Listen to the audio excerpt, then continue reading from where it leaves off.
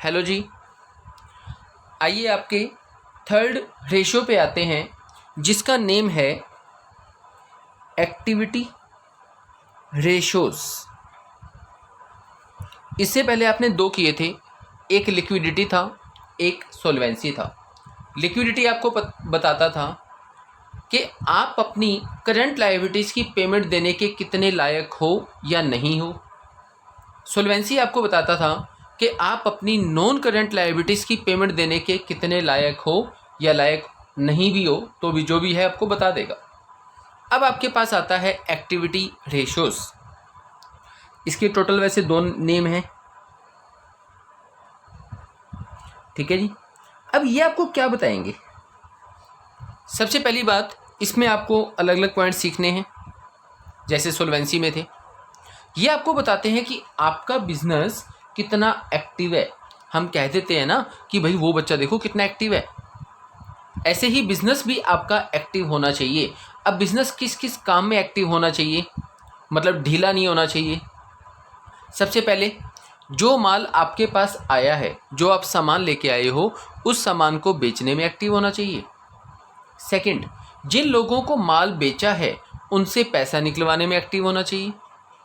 Third, जिन लोगों से कच्चा माल लिया होगा उन्हें पैसा देने में एक्टिव होना चाहिए, ठीक है ना। एंड लास्ट, आपकी जो एसेट्स हैं उन एसेट्स का कितना अच्छे ढंग से यूटिलाइज किया जाता है, उसमें भी आपका बिजनेस एक्टिव होना चाहिए, ठीक है जी। तो यही सब बातें ही हमने आपको यहाँ पे सिखानी है। इसमें सबसे पहला जो पॉइंट आता है वहाँ स्टॉक की बात आती है। बेसिकली आपका बिजनेस माल बेचने में कितना एक्टिव है आप ये पता लगा पाओगे इस पॉइंट से। देखिए यहाँ पे स्टॉक की बात की जाएगी।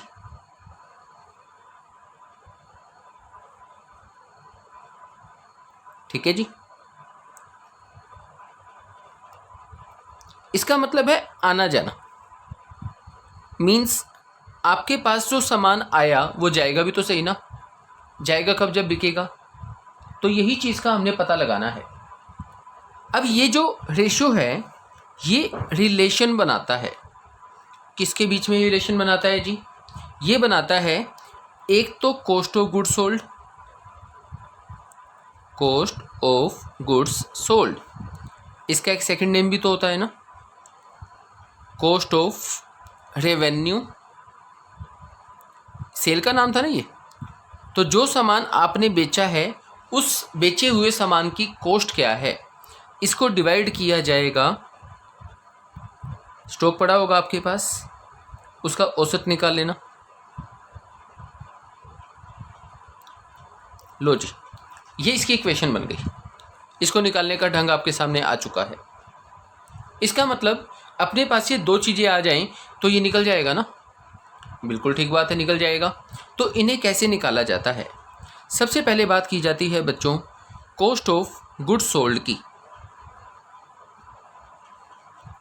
ठीक है ना। इसको निकालने के आपके पास दो मेथड्स होते हैं। दोनों में से कौन सा अप्लाई किया जाएगा, it totally depends on the statement and the items you given in the statement. Okay जी।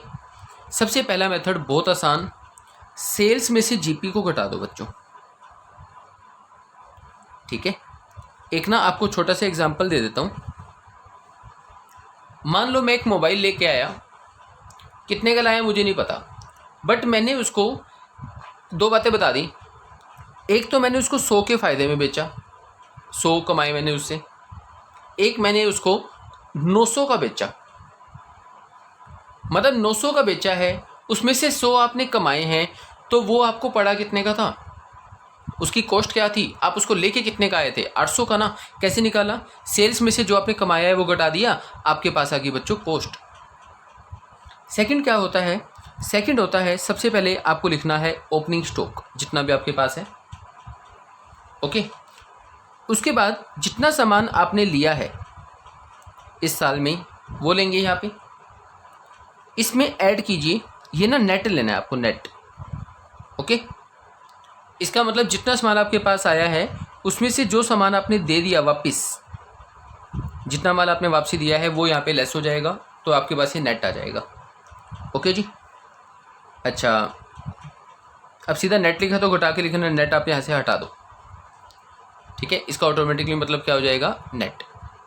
इसके बाद जो भी आपके एक्सपेंसेस हुए हैं जो सीधे सीधे माल को बनाने से रिलेटेड हैं वो यहाँ पे लेने हैं।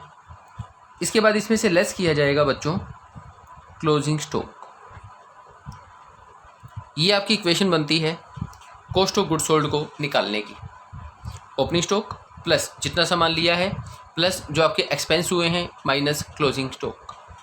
एक्सपेंस कौन से लेने हैं वो आपको पता है, जो माल को बनाने से, बता दूं कौन से होते हैं ये, वो एक्सपेंसेस जो रिलेटेड होते हैं माल को लेने से, आप माल लेके आए, या रिलेटेड होते हैं माल को बनाने से, ठीक है, या रिलेटेड होते हैं जहाँ पे माल बनता है उस जगह से। आप जानते हो +1 में आपने बहुत अच्छे से किया था फाइनल अकाउंट्स का लेसन, वही वाला कंसेप्ट आपका सेम टू सेम यहाँ पे आता है। तो कॉस्ट ऑफ गुड्स सोल्ड के लिए बच्चों इन दोनों में से आपको एक मेथड लगाना है, ओके जी। इसके बाद बात आती है आपका सेकंड कंसेप्ट, है ना, ये है ना जो सेकंड आइटम की आपको नीड है। बहुत सिंपल ढंग है निकालने का, opening stock plus closing stock by में 2, बिल्कुल बहुत simple, opening stock plus closing stock by में 2। ये दोनों आइटम आपके पास है, आप इस रेशियो को बहुत आसानी से निकाल सकते हैं, ठीक है जी।